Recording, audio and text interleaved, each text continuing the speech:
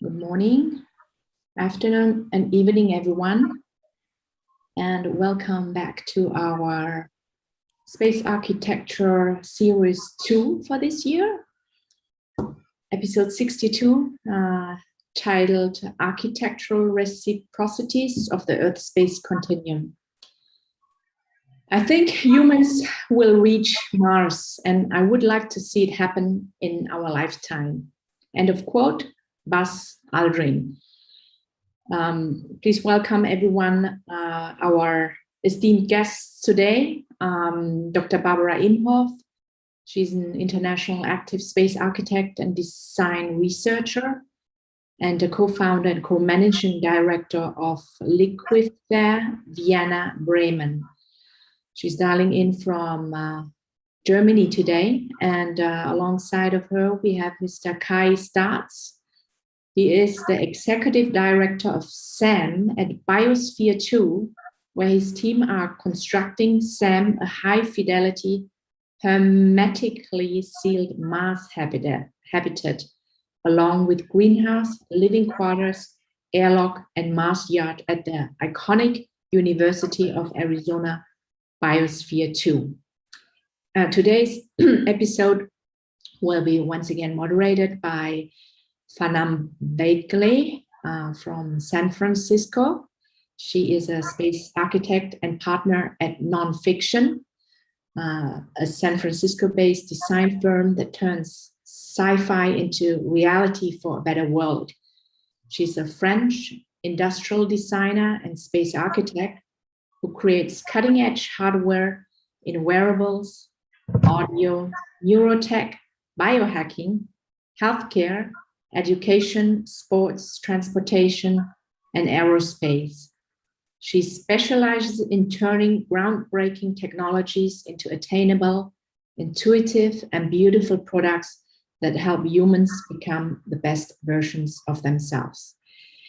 So our space architects are designing for us humans to live on Mars as our second home.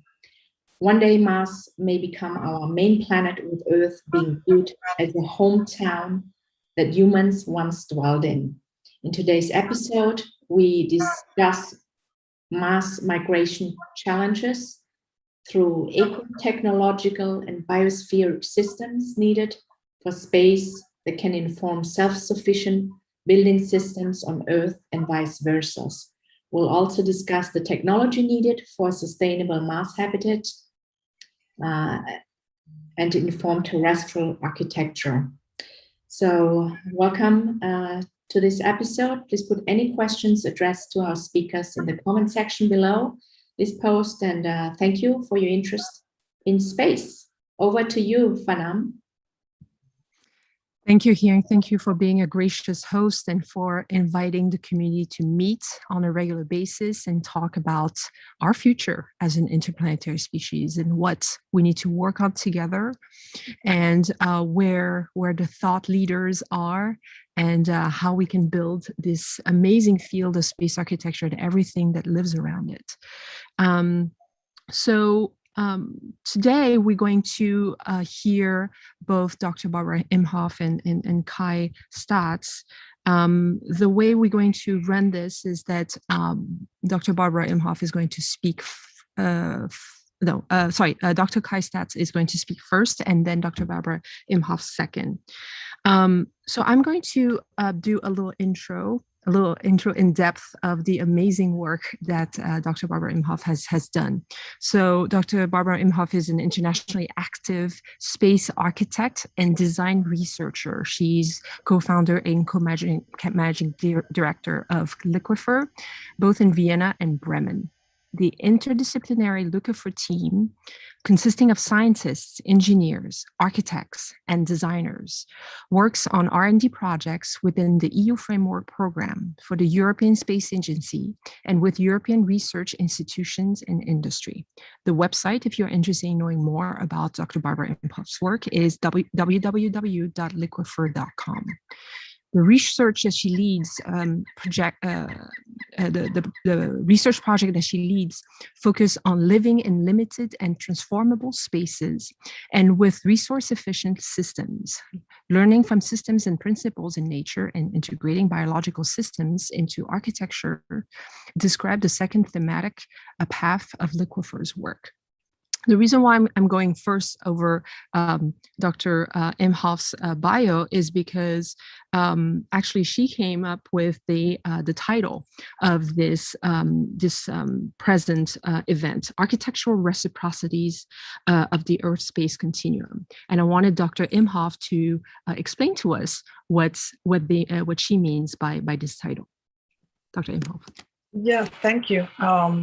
Hello, everybody, and thank you, Phnam, for the perfect introduction and for the sort of pre-introduction to everything. I'm very happy to converse with Kai here on the architectural reciprocities of the Earth-space continuum. And that is really based on 2 points. It firstly renders our world, Earth, as being part of space. We're on spaceship Earth, so that's why we talk about the space-Earth continuum. That means it's not about here on Earth and up there somewhere in space, but it's really one continuous space, one continuous universe or world, and we should think about that in that sense. So, and the reciprocities, that refers to human exploration, because wherever we go as humans, we will always need the same things. We will need food, we will need resources, and we will produce sort of an output which normally we consider as waste. But in the future, hopefully we consider this waste as a valuable resource and also act accordingly. So it's really about the connection between Earth and space, seeing it as a continuum, and also looking at what we can learn from space for Earth and the other way around. And that is the contents and the title of our book, which is going to be published next year. Fantastic. Is it going to be published in multiple languaes for people to enjoy? It's going to be published in English, so I think that's a language which most of the people can sort of create a vicinity to or can understand. Fantastic. We'll have to promote it a little bit when it comes out for sure. Wonderful. Thank you for the intro, Dr. Imhoff. So I'm going to go over the bio of Dr. Kai Statz. And then Kai, you're going to do your presentation after that. So presentations today are going to last 15 minutes and they're going to be followed by the Q&A. So Kai is a developer of platforms for research and science education. His team developed the renowned Yellow Dog Linus, an operating system used in DOE, NASA, and university research for more than a decade.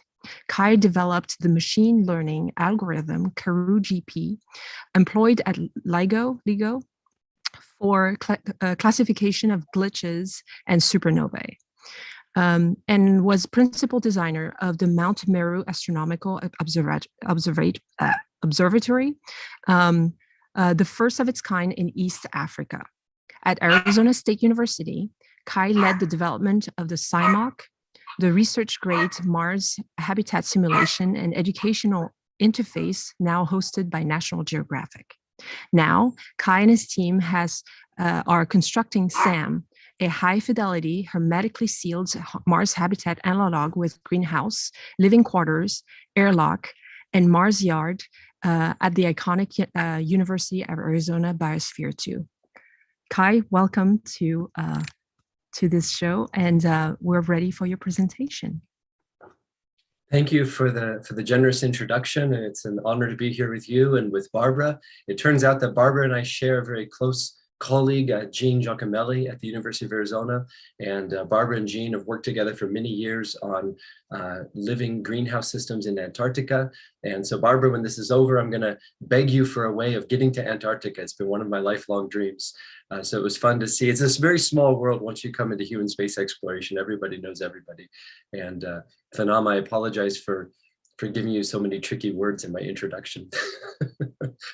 But we're going to, I'm going to share my screen here. And I know we've all sat through many, many slide presentations over the course of COVID and such. So I'll try to make this as quick as possible. It's mostly photographs. I promise not to be, let's see if I can find it. There we go. Is everyone seeing my screen, the living enclosed ecosystem? You can give me a thumbs up. We're okay. Okay, good. So I promise not to be reading the slides to you. That's the number one issue we don't want to do again. So let me hide my floating panels just a moment. Okay, excellent. Here we go. So the title is Living in a Closed Ecosystem. Now, technically speaking, there's no such thing as a closed ecosystem. Even our planet Earth is not, even though we're isolated in the middle of deep space, we're not technically closed. There's always the addition of sunlight and energy and even minerals in the form of meteorites and water in the form of comets that crash into our atmosphere. But when we look at going to becoming an interplanetary species, and when we look at living on Mars or on the moon or on asteroids or even on distant exoplanets, maybe in hundreds of years to come, we really do have to look at relatively closed ecosystems, because to keep us alive, to keep our bodies enabled and healthy and functioning, we have to bring everything with us in relatively small confines to make that work. So my presentation today and the conversation that will unfold is really about what that means. What are some of the complexities and some of the systems, without going into too much detail, of what it takes to keep us alive, and how we are today on Earth experimenting in those functions. And both Barbara and I have been involved in this now, Barbara for much, much longer than myself, but how we're experimenting now with these closed ecosystems. And most importantly, from my point of view, is how this research and this education is really bringing us to a higher level of self-awareness for how we affect the planet that we live on now, for the first ecosystem, our first home. And that's one of the beautiful things about human space exploration. I'm often asked, why are we wasting money on going to the moon or going to Mars when we have so many problems here on Earth to fix? Well, it's an easy answer. And that is that every time we advance our understanding of how we're going to live off of this planet, we improve our understanding of how we're living here on this planet right now, not only from an environmental standpoint, but also from a technology standpoint. So the subtext for this presentation is when there is no way to throw, and that's a little bit of a confusing English phrase, but we always say, oh, we'll just throw it away. Well, what if there is no away? Then where exactly are you throwing it? And we'll come back to that throughout the presentation. Oops, just a moment. So I'm going to start with this beautiful image that was produced by my good friend Brian Veerstig. He's a space architect and designer, just a brilliant artist who has worked in many, many different functions. And when we look at this, we look at this as being perhaps a third or fourth generation habitat on Mars. There's some beautiful things about it. There are some things that are perhaps fiction about it. If this were a different talk, we could go into a conversation about what will actually work and what won't. But it does give us a sense of what we've all seen in science fiction movies and read about in science fiction books of how we might be living on Mars in a pressurized vessel or dome and a pressurized greenhouse, etc. And as we look to this, we really have to start with the basics. And the basics, I love this presentation. The basics is basically a box. And the first time I gave this presentation was in the OMSI Planetarium in Portland, Oregon. And I actually had a box drawn on the floor, and I stood inside that box and I said, this box is very small. It's only maybe 1 meter by 1 meter by 1 meter. And I was crouching down, and I asked the audience, I said, what am I going to run out of first in this small box? If I'm completely sealed in a glass box. And one of the kids in the audience raised his hand and he said, air. I said, exactly. We're going to run out of air very, very quickly. Okay, so let's make the box a little bit bigger. So now we have a bigger box. And what are we going to run out of next? And someone else raised their hand. They said water. And I said, exactly. We're going to first run out of air. Then after a couple of days, we're going to get pretty thirsty. And then we have a bigger box. Okay, let's give ourselves a bigger box with more air and more water. What do we run out of next? And we run out of food, of course. So humans can go approximately 3 days without water, maybe 20, 21 days without food, and then we don't do so well. We don't do so well even before that. And if we bring those items, the air, the water, the food, and also thermal, which we won't go into the details, but really maintaining our body temperature, which is a function of the atmosphere around us, and maintaining our waste management. We as humans, we take a lot of food in, we produce a lot of waste. And by the way, if you're talking about human space travel, you're always talking about human waste, so you have to get used to it. We have to manage it somehow. And so maybe this is one way that we can manage that. Maybe like Matt Damon in The Martian, we can use our human waste to grow potatoes on Mars. Well, that doesn't actually work either. There's a lot of physics problems and chemistry problems with that. But it was a good movie, and it kind of, if you've seen the movie, it reminded you, it was fun. It was a fun movie, but it does give you a sense of perhaps someday how we'll have that closed ecosystem functioning. There are some nasty chemicals in the Martian soil that would keep the potatoes from growing, but if we could remove those, maybe it would work. So that really brings us to, I love this diagram. This is on the from Wikipedia for ECLIS, which is a definition of the environmental control and life support systems. And this really gives you a sense of all the things we have to take into account when we're looking at closed ecosystems. There's what we call semi-closed ecosystems, because there's really no such thing as a fully closed ecosystem.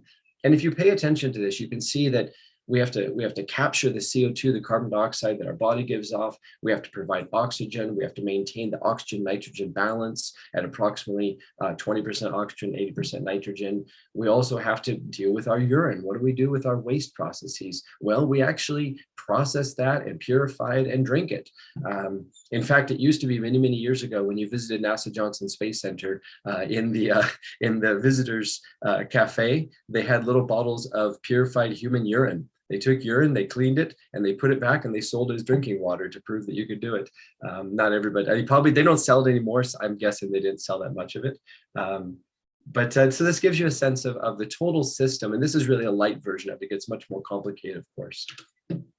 So the world's largest and longest running, really an audacious experiment was back in 91 to 94. 91 to 94 were two experiments, but the first one was 91 to 93 was Biosphere 2. So this was a 3.1 acre, and I'm sorry, I can't remember the hectare conversion immediately, but a 3.1 acre facility completely hermetically sealed. That means that there's no air in or out. It's an enormous building, all of it sealed with a solid stainless steel floor, completely pressurized and sealed windows. There were 8 people who lived inside for 2 years. And although the experiment started as a means of how we might someday live on another planet, it really became, as we open in this conversation, it really became an experiment in how we live here on Earth today. They built a rainforest, a fully functional rainforest, and an ocean with a wave pool and a coral reef, and there's a desert and a marshland. Incredible experiment. And it was a very challenging experiment as well. We learned a great deal from this process. 30 years ago this year was when they first walked into this.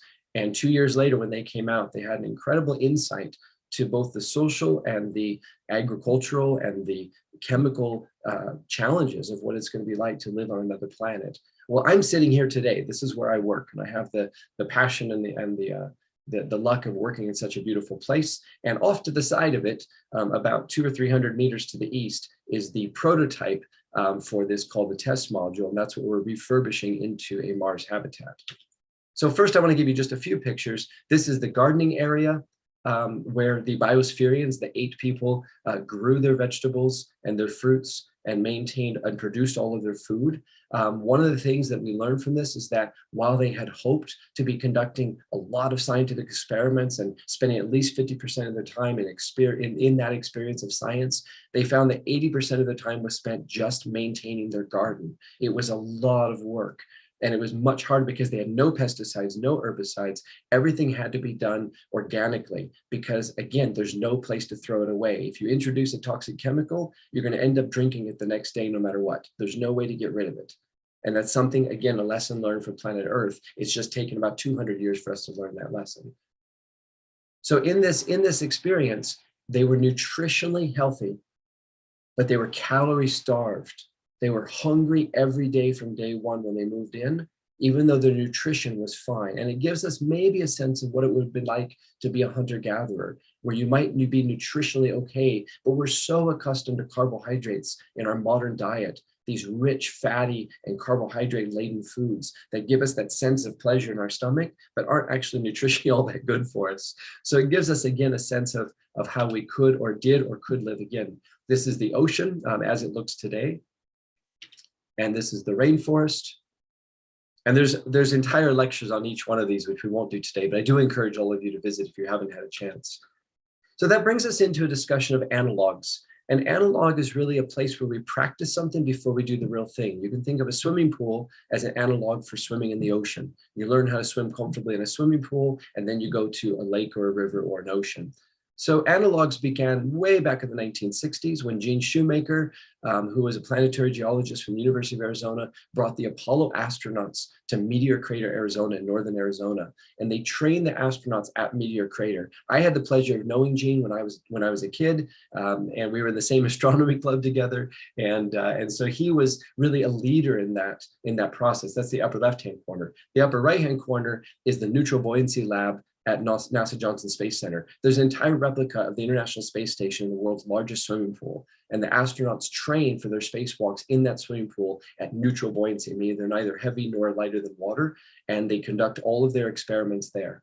There's high seas in Hawaii in the middle. There's Hera in the bottom left-hand corner, Mars Desert Research Station in the bottom right-hand corner, and the Lunar Palace in the bottom center, which was again an audacious experiment with, I think, 8-month missions completely sealed from the outside world, and all of their food and all of their oxygen and carbon dioxide recycled with plants, with just plants, as contrast to the space station, which uses only machines. So here's a short list of the current analogs around the world.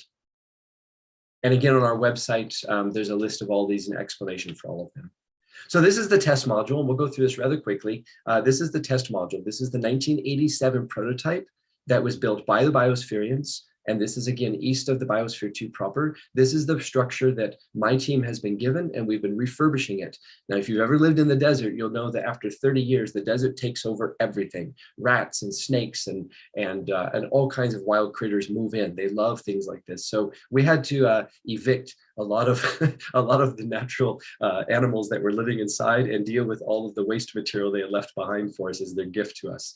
So we're still in that process. Today, we had volunteers from all over the United States, and from the Navajo Nation, from Peru, from Washington, and from Utah, and we had volunteers from January through June helping us refurbish and scrub and clean and weld and cut, and to get this building running again.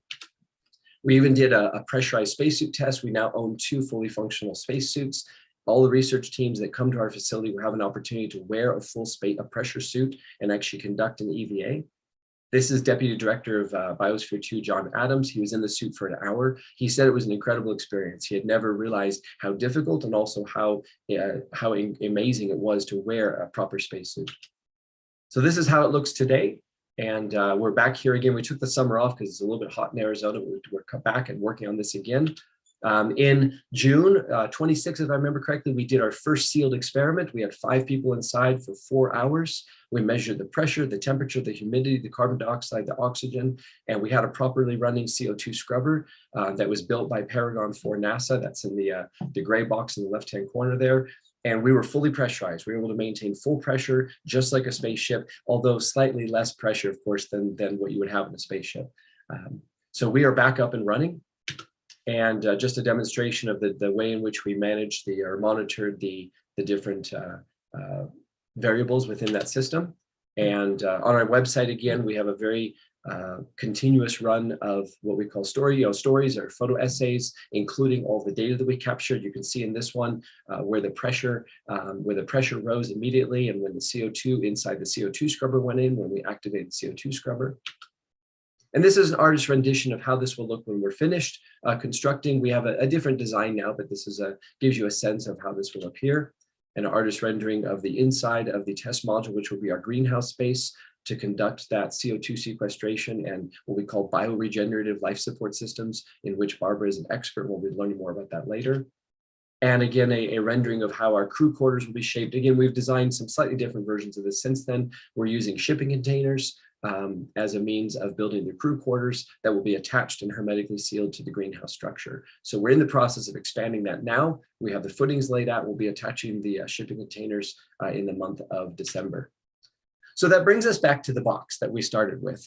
And one of the things that I'm excited about is that everybody I've talked to who's been in these other analogs around the world, whether it's Mars Desert Research Station or High Seas or Hera, they come away from that with, of course, the experience of true isolation, but they also come away with the experience of saying, hey, maybe in my life, maybe how I live today, I don't need to be as consumptive as I am.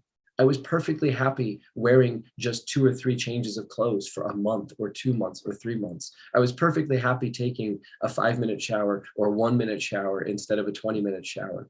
And I was eating pretty much the same food every day, and I was okay. It wasn't bad. I looked forward to it. And these are simple explanations, but one of the things that I'm excited about is that when you come to our research facility as a team, and you live inside of our facility, we will be dictating to some degree how you live. You're going to have a vegetarian diet of all freeze-dried food, and you will not be allowed to bring in your favorite deodorant or your favorite shampoo or your favorite soap. There's no bleach, there's no Clorox. It's a very simple living experience with very simple things in very small quantities. And that might be challenging at first, but my personal experience, having lived in environments like this repeatedly, is that we do come away with a stronger sense of how we interact with our environment around us. And that maybe a simpler living on an individual basis is really the best way forward. So I'd like to close with this. This is the only slide that I'll read to you. One of our mission objectives is to engage research teams from around the world in hands-on scientific discovery to inspire the next generation to be engaged custodians of this planet while we're exploring new worlds. And one of the things I want to remind you is that as we look at the picture of the Earth to the top, if the Earth were a basketball, the thickness of the atmosphere would be 1/3 of a sheet of paper wrapped around that ball. That's how thin our atmosphere is. That's how little resources we actually have, and how easily we've polluted that atmosphere in just 200 years since the beginning of the Industrial Revolution, mostly in the last 50 years. And so that's something that I want to take away, both as a point of it should scare you, it should, but also give you a sense of hope that we have the opportunity, if we move quickly, to at least hold steady at where we are and not invoke additional damage to that very, very small and very complex spaceship Earth. So thank you to all the people who support us, to National Geographic, to University of Arizona, to NASA for their continued support, Biosphere 2, of course, and Smith Aerospace Garments. So thank you. Thank you, Kai. What a wonderful presentation. It was both full of hope and full of reality, talking about the unsexy part of the future of us off planet is so incredibly important, because it is the kind of thing that we tend to push away, our waste, the way we consume things and then throw them away, as you were saying. We can't do that forever, and we will learn from how we design that for space and change our bad habits on Earth. Hopefully someone's going to learn that along the way. Well, thank you so much. So next we're going to go to Dr. Barbara Imhoff. Really much looking forward to your presentation. Just to give everybody a recap, a kind of reminder, Dr. Barbara Imhoff is a space architect, educator, and design researcher, co-founder of LIQUIFER. So Dr. Barbara Imhoff, all yours. Thank you so much. I'm going to share my screen now. I think the presentation by Kai was wonderful, and it always surprises me how much talking about this topic, how much still one can learn, even if one has worked in that area for 20, 25 years. I hope you can see my presentation. So yes. I called it Building the Martian Chronicles. Okay, so I hope it doesn't, that's the right presentation mode. Mars is really, really far away. It's 400 million kilometers away. So the moon is 400,000 kilometers away. Mars is very, very far away. And it's really sort of something which, or it's a planet, it's a celestial body humankind has always been fascinated with. And where, you know, at first one of the Italian astronomers saw these canales, so all these big canyons, I think could already be discovered by the telescope. And it has been, I guess, always a desire for humankind to step onto another planet. We have mastered stepping on our neighbor body, the moon, but we are still quite far away from Mars, but I think within the next 30 years, it should definitely be possible. This is an image from one of our designs. It's the lava hive design, which also takes, you see all this sand and the stones and the rocks. It's an, of course, it's a rendered image. However, you know that it's also, that's also the reality, but it really considers looking at what is locally available, what kind of resources and how we can use these resources to establish a base. But you also get a little bit of a sense of that Mars is not, you know, the sun doesn't shine as bright as here on Earth. It's colder and it's, you know, dustier, and it's a sort of desert. So it's a really extreme climate. And just imagine Mars, the sort of the equatorial temperature and the ground temperature is close to the coldest places on Earth, which is Antarctica. For example, the Vostok station with minus 89 degrees Celsius. So that is approximately, so that is also the sort of warmest temperature we experience on Mars. So, and the Martian atmosphere is very, very, very thin. And Kai really very nicely demonstrated that actually, you know, it's an important thing we have to create when we want to go there and live there. You know, we have to create an atmosphere for us to live in. That doesn't mean that we have to terraform Mars, but we have to create a base where this is possible, a pressurized volume.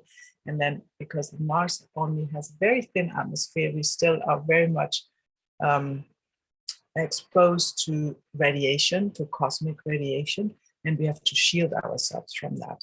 And so that is what we can use the local resources, the regolith or the water, the subterranean water, to create these shields to be protected. And we also, you know, from Kai's previous presentation, we know that we really, if we want to survive on Mars, then we really need to have a closed loop life support system. And but we need to start training and preparing for this. So I'll start with something which is close to what I know. This is it's the SHE habitat, the self-deployable habitat for extreme environments. And we tested it in a Martian analog. And it was it's an analog which is recognized by the European Space Agency. It's in the south of Spain, in Rio Tinto. And it has a sort of extreme environment through a couple of thousands of years of mining. So there has been mining activity forever.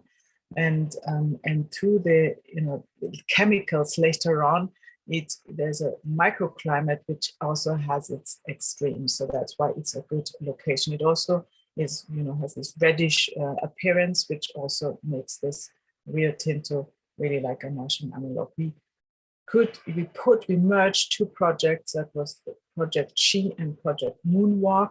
Project Moonwalk was an EU project headed by the German Center for Artificial Intelligence, and Project SHE was headed by the International Space University and by LIQUIFER.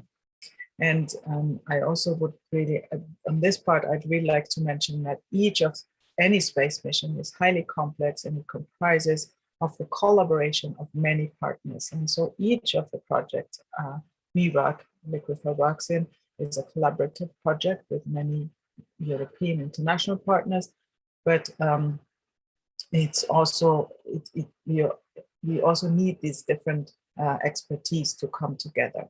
So SHE is very special because it's self-deployable. That means that what you see, these petals on the side, that they are actually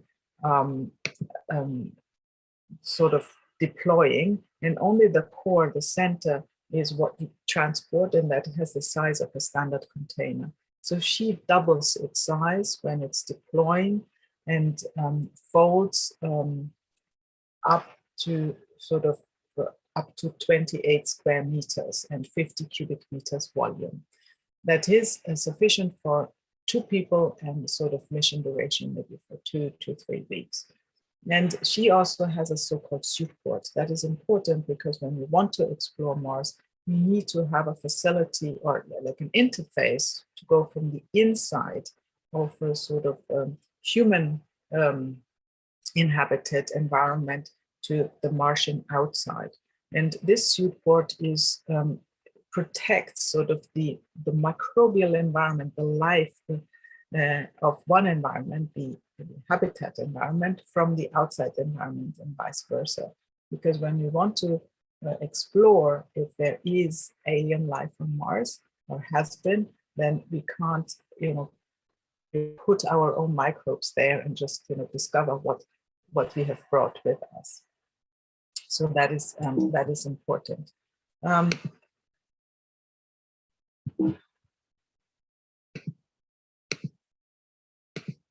Okay, I'm trying to.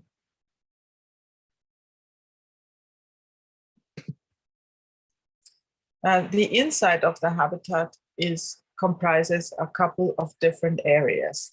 So on one hand, you see that on the left image, you see a lab, a working area, which was transformed during the Mars simulations into an astrobiology lab. And on the right-hand side, you have the local mission control, because whatever the first habitat, first base you establish on the Martian grounds, you need to have a sort of main communication hub that communicates with Earth through satellites orbiting the Mars, but also this communication unit that communicates with people or rovers moving on the surface. So this is what you can see here on the right-hand side. And then again, this concept of the suit port. It's really about stepping into a suit. So the suit is sort of the interface between the inside and the outside, and the backpack, which contains the life support system, is also the door which opens up, and then you step through the back of the suit into the spacesuit. You close the door, the life support systems, and then you step outside the Martian environment. This is a concept which was derived from the Russian Orlan suit.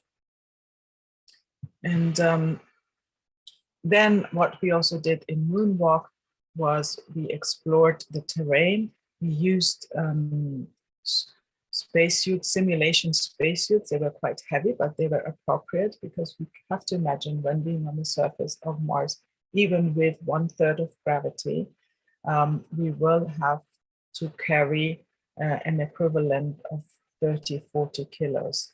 And it's a big challenge to develop a suitable Mars spacesuit that contains all life support systems, that allows the maneuverability and also the ability to explore and to move in the suit, and only weighs very, very little. So this was the suit you see here.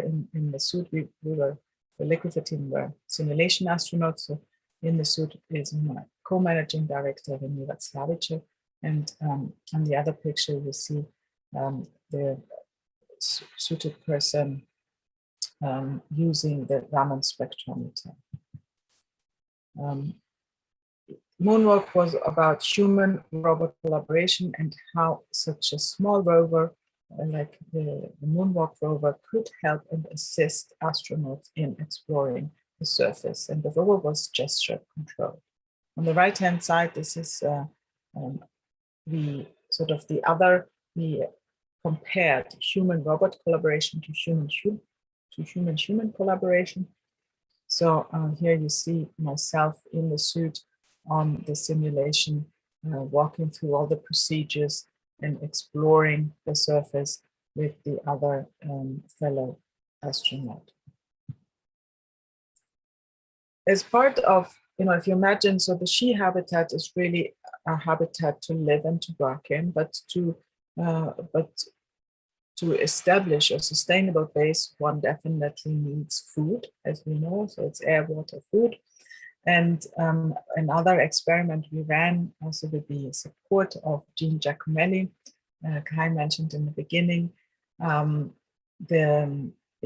Another project is called Eden ISS. So this, what you see here, is greenhouse plant cultivation technology infrastructure for space, but it's set in Antarctica. It's now running for the 4th year.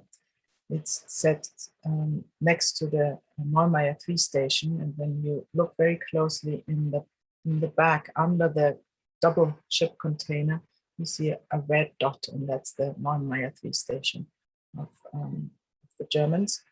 And this greenhouse comprised of 2 parts. So with the window was the service section, which LIQUIFER designed, and then the other part was the experimental greenhouse. Again, this was a 14-partner project. You see the flags, they already imply that there are many different partners, disciplines, and cultures coming together to build that project. So the special thing here is that you see it looks a little bit like a jungle. So it's 10 square meters of both area, and within one winter season, our wintering season, which takes 9 months, we could produce 270 kilos of vegetables. So you see in the foreground to the left are the tomatoes. We also had a lot of salad. We had Swiss chard. We had cucumbers. We had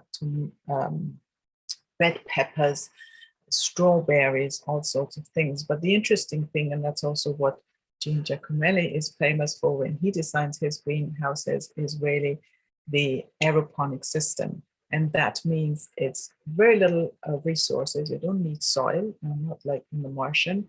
You need just, the roots are growing in these gray boxes. Here you see Paul Zabel from the German Aerospace Center, the lead corporation. So he was there for one winter, and he just lifts the lid of the gray box, and inside are the roots of the plants, and they get sprayed every 10 minutes with a sort of carefully selected solution, nutrition solution comprising of potassium, salts, etc. And only that is sufficient, and the specific light to produce this extraordinary yield on the small spaces. So the whole greenhouse is also a good role model for Earth, because it's very, like I said, with little resources, you can produce a lot of vegetables.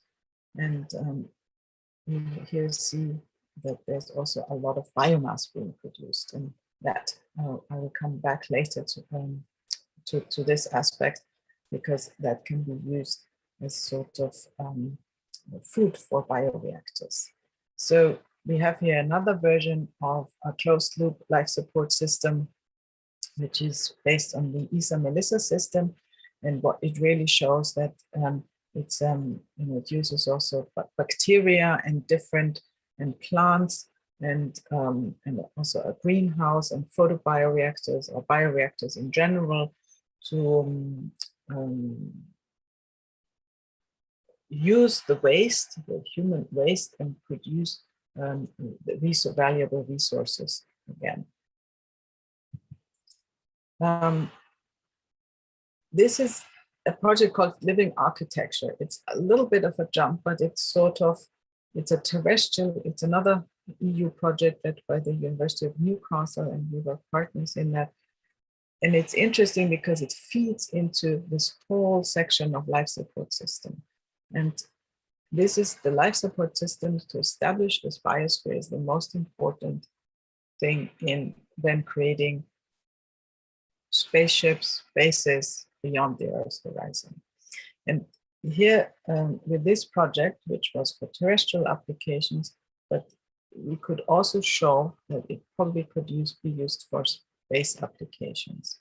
So it's a 3-in-1 bioreactor comprising of a microbial fuel cell producing electricity on one hand, of a photobioreactor producing the food for the synthetic microbial consortium that reclaims, that extracts from the microbial fuel cell, that extracts the phosphate, which can be used as a nutrition solution for food production in greenhouses. So you see this all came together, these three single ones into one. This was the setup. And what it also does, it purifies the water. And Kai mentioned from urine to drinking water. I think this is what this machine also does. That is something which is also quite common on the ISS, because all astronauts on the International Space Station, they do drink the urine they produce. Of course, it's polished and converted into drinking water. So the Living Architecture project had the aim to create these set of bioreactors for a larger urban living area or for a building.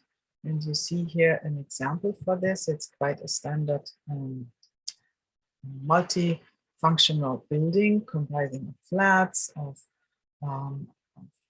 offices, and maybe shops. And the circulation system is really constructed through these bioreactors so that the water which is being used for showering, for dishwasher, for drinking, not for drinking, but for everything else, is getting polished again through these bioreactors, through one level down, and so that it could be reused.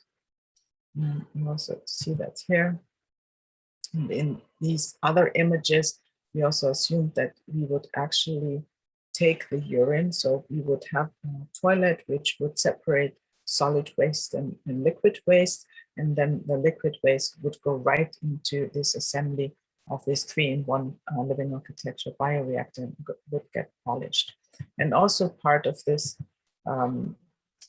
living system or building was a greenhouse, so a technical greenhouse similar to Eden ISS, but also a greenhouse on the roof that could use the phosphate, the reclaimed phosphate, but also the biomass, which I showed in the Eden ISS greenhouse, that also could go into the bioreactors to serve as food for the microbes, to clean the water and reclaim the phosphate.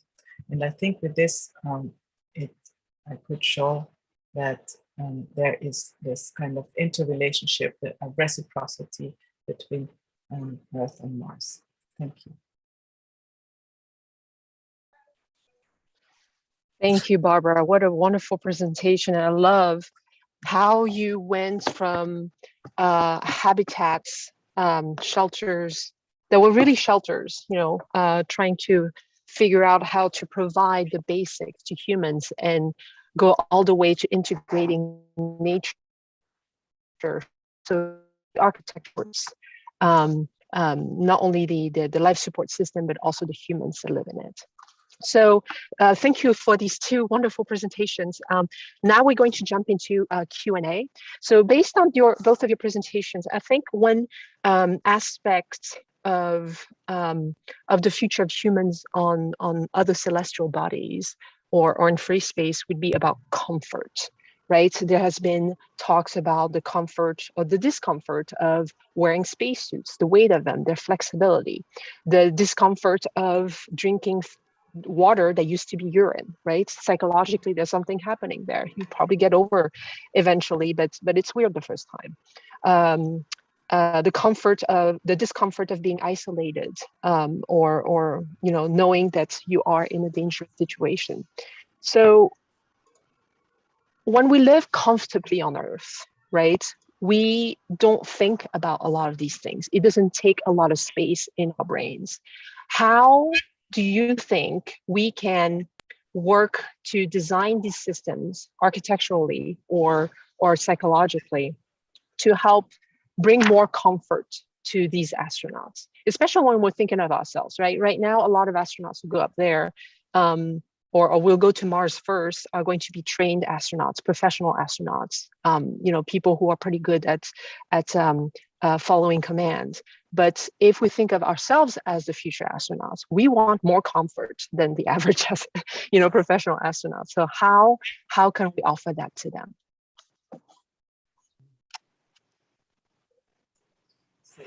Is it for me, for Kai, or? For both of you, sorry. Barbara, I have an immediate, oh, go ahead, Barbara. I think the issue of comfort is important to all, all humans, whether they're astronauts, trained astronauts, or non-trained astronauts. And I think it starts with the detail. So, and it's also very individual. There are things which we value a lot. It's mostly, or it could be, some sort of ritual, like coffee in the morning, for example. I just remember an interview by Faber McCallum and Jane Poynter, who said every 2 months they had one cup of coffee. So that could be something which is comfort, or one feels comfortable. It could be also something spatially that I can create my own space and sort of also have my own stuff, or some of my own stuff in that, in their crew quarter, as the astronauts on ISS have it. They put their own photos up. It could, and I think it's really comprises of little things. For example, the space station is very cluttered, and so most of the astronauts, they prefer it, less cluttered, maybe more organized, or I think comfort also means that you have life support systems, and I think I also mentioned that quite vividly, that you have. So comfort is life support systems which you don't spend 80% of your time, tending it. So if you have a spaceship which has a sort of intelligence and which can care for itself, I mean, I think that would be probably the most comfortable mission. I think my response to that is twofold. One is that if we look back to the evolution of the avionics and now the commercial airline industry, when the very first pilots flew airplanes, they were considered crazies. They were the crazy people, and everyone, there was talk in the early 1900s. There was talk about commercial airlines, and maybe someday everybody will be able to fly. And they said, "Oh, you're crazy. Why would anybody want to do that? That's it's too risky." And yet now we're seeing that happen. We're seeing the transformation of professional astronauts into citizen astronauts with the Inspiration 4 mission that just flew in September, for instance. And so with that comes that natural transition from, as you said, Phnam, from the commercial astronauts into citizen astronauts. There will also probably be an improvement in comfort in order to accommodate people who are not professionally trained, people who are not really wanting to give up or to, I should say, endure some of those otherwise challenging environments and uncomfortable environments. So I think that's just a natural transition. That's everything from the type of chair they're sitting in, to the provision of the foods, to maybe even the amount of space that they're given. And as Barbara alluded, the space station is not a pleasant home. It's noisy, it smells bad, it's very, very cluttered. There's something like 100,000 missing parts, missing tools on the space station. I don't think that's an exaggeration, if I remember right. Wrenches and screwdrivers and nuts and bolts just gone. They have no idea where they went. It's like living in your great aunt's garage, the great aunt that collects everything and doesn't throw anything away. So that's one response. And I think the other response is that many of us go on vacation in a form of simplified life. When we go on vacation, we go camping, or we hit the road and we do car camping. My partner Colleen, who's on the call, we go camping every chance we get. And why do we do that? Why is it that when we go on vacation, we don't choose a more complicated life, we choose a less complicated life? Well, because we want a vacation from all the things that we own and all the things that own us. And so I think in some respects, that comfort is not really about improving the environment that we're in, but improving our ability to be comfortable with less. And I think that goes back to the original part of the presentation, is that maybe it's not about having more things. Maybe it's not about having more stuff surrounding us to make us feel at home. Maybe it's about simplifying our expectations and just being comfortable with what we have. And really, the first people to live on Mars will be just camping. They'll be camping for 2 years at a time, but they'll be camping in very, very small environments, such as the one Barbara described, maybe a little bit bigger than that. And they're going to be comfortable with, as I said before, a limited change of clothes and simplified foods and very small spaces. But there's also a sense of comfort in that. There's a sense of simplicity. And I think that we also not only just changing the environment, but also changing ourselves. That's a wonderful perspective. Thank you both for answering that question. So during both of your presentations, you have gone over analog missions and different aspects of them, how they're constructed, why they're constructed that way, what are the different parts of each room or areas. If you were given a blank check today, what would the ideal analog missions of tomorrow that you would be in charge of look like? Are you offering this blank check? I'll take it. No limitation of money, nothing. But it's still on planet Earth, right? Right. I'll go first if that's okay, Barbara. For what, I mean, my frame of mind, of course, right now is our analog that we're building now. And it's a relatively inexpensive analog from this point of view of construction, because we're beginning with this existing facility on existing premise and such. I don't think the money would necessarily go towards a bigger building or a more technologically innovative building. I think the money would go towards making certain that the research teams who are coming in have the ability to do their research. And that may be research teams that would otherwise not be able to attend our facility, because it is expensive to come and stay with us. It's like staying at a five-star hotel, approximately, the per day cost and such. So we actually have a sponsor already. I can't provide their name just yet, but we have a sponsor who's going to be paying for 3 teams to come in part to assist teams that otherwise may not be able to afford to do so. So yes, we need some infrastructure. Yes, we need to take our environment to the highest fidelity possible. But I would also like to see those funds made available for students all over the world who otherwise could never see themselves as astronauts.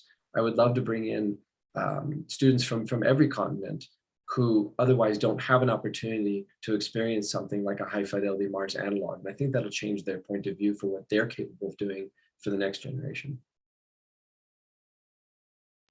Wonderful, Barbara. Yes, I think if I would be given a blank check, I would really try to create a design for, let's say, Mars habitat, which is very realistic and which comprises all elements which are necessary. And that includes a realistic design for a space, for an architecture. And because with the self-deployable habitat for extreme environments, we saw for the first time that it's very different if you create a space which could be real. She can be real because in a packed configuration, 2 of them you can fit back to back into a large rocket.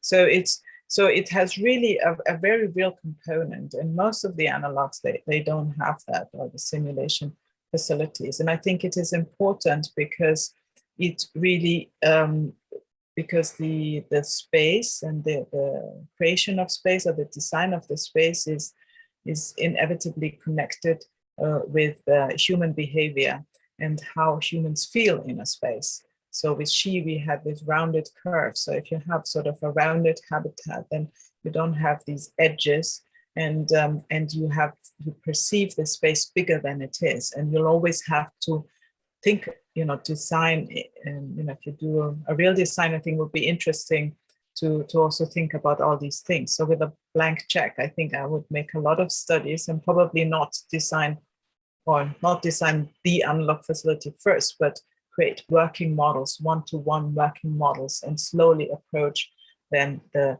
sort of best solution from many options. And then in addition, we have to protect ourselves on Mars from radiation. So I think, what's the relationship between the interior space, the pressurized volume, and this protected area? And also, I would love to, have this 3D printed, develop the 3D printing technology also to a maturity level where we can see if it's worth pursuing it further or not. And then if it is, then really pushing it to a maturity level of TRL 9 or something like that. So, I mean, in that respect, now I guess I would need a lot of money, and I would try to create this fully fledged station. And one other important point, I think, the life support systems to also integrate into this whole system, life support systems that are not too heavy if possible, but that they bear the redundancy which is necessary, and that that they are also closed loop. So I think the Lunar Palace, Kai mentioned that's today probably the most advanced life support system working, apart from some Russian models. Probably. Kai, you had something to say? No, I think I'm good. Thank you. I was going to, but no, I think I'm good. Thank you. All right, wonderful. I think we're at time right now. Thank you, Barbara. Thank you, Kai, for your very generous presentations and for answering these questions that people who are not so close to the space industry might have in the back of their heads, and see how we can link our own lives to the future that you two are building for humanity. So thank you for all the work that you do. For answering the hard questions, for putting forth the unsexy part of this whole endeavor to make sure that we all experience the comfort that is appropriate as we become an interplanetary species. So thank you so much. King, back to you. Thank you, Phnam. Thank you. It was an honor. Yash asked, what do you suggest for future architect students who are seeking to work in the space sector? I can answer that very quickly. Go to Cappadocia in Turkey. That's how we're going to live on Mars. We're going to be cave dwellers again. We're going to be living underground, and that's right now. That's the only solution. There may be solutions in the future, but right now, for all the designs and for all the architecture and all the wonderful science fiction that we've seen, there's not going to be giant domed cities, and it's not realistic. We're going to be living underground. So go to Cappadocia and figure out how to make caves and make them comfortable. Would you like to add on, Barbara? Yes, I think I'll also always refer to our, not our, but the group's website, spacearchitect.org. There's a lot of information on it of where to pursue a space architecture career. And I'd also like to mention that LIQUIFER, my co-managing director in Eva Slavicek, and I, we're also now with additional colleagues are running a space architecture and design course. It's online and on demand from the Swiss Institute of Disruptive Innovation. And I think Elif knows very well about that. She might even be able to tell you more about this. Yeah, I can give some like samples for the students. What I do actually, they can visit, as you said, the website for the space architects, and also for IIAA, they do space architecture programs. And there are a lot of like programs by CD. Yes, such kind of things. And for reading, you can check the also University of Houston's page, SXA. They have a lot of PDFs and sources for space architecture. Yeah. Thank you. Maybe just one thing, we will be offering a course at the International Space University, a design course next year for 2 weeks. So that's something very concrete and immediate. Yeah, that's right. I'm a graduate of ISU, Barbara, 2017. Well, thank so you. Barbara and Kai, yeah, Barbara and Kai, you have a lot of things going on. What is the best way to keep up with what you're doing? Is it Twitter? Is it on LinkedIn? Is it on the website? Let us know. And I posted in the chat SAM-B2, that's SAM, the letter B and the number 2.space. We post on a regular basis photo essays I like long form storytelling, so we have lots of photographs and stories for every step of the progress. I'm a few weeks behind on posting, but I'll catch up.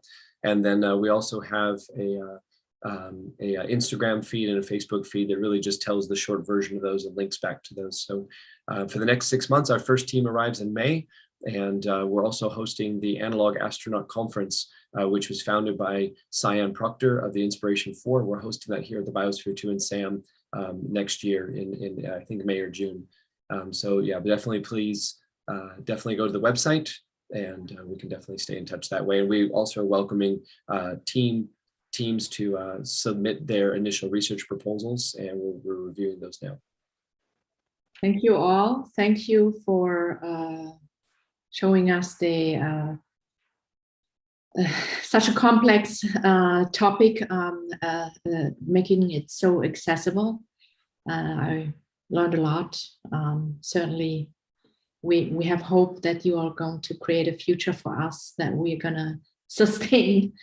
The original topic we discussed is how not to die on Mars. So I have a lot of hope with talented people like yourself. So best of luck for all that you're doing ahead. We'll make sure we share all of your work out there. You'll be able to watch the recording. We'll leave the socials and how you can contact our speakers, Dr. Barbara, Kai, and Phnam. Thank you for your attention, and thank you for your time to contribute to this important topic. Thank you to our co-host also, Eli, for co-curating, and we welcome you in next month for a Christmas episode with it's called Space Unity, I believe, Space Unity through art and performance. We then have, again, the future generation contributing to this episode. So there'll be a lot of surprises, and it's always fun to be a connector of, you know, mentors and the role models. So thank you, everyone, and have a nice weekend.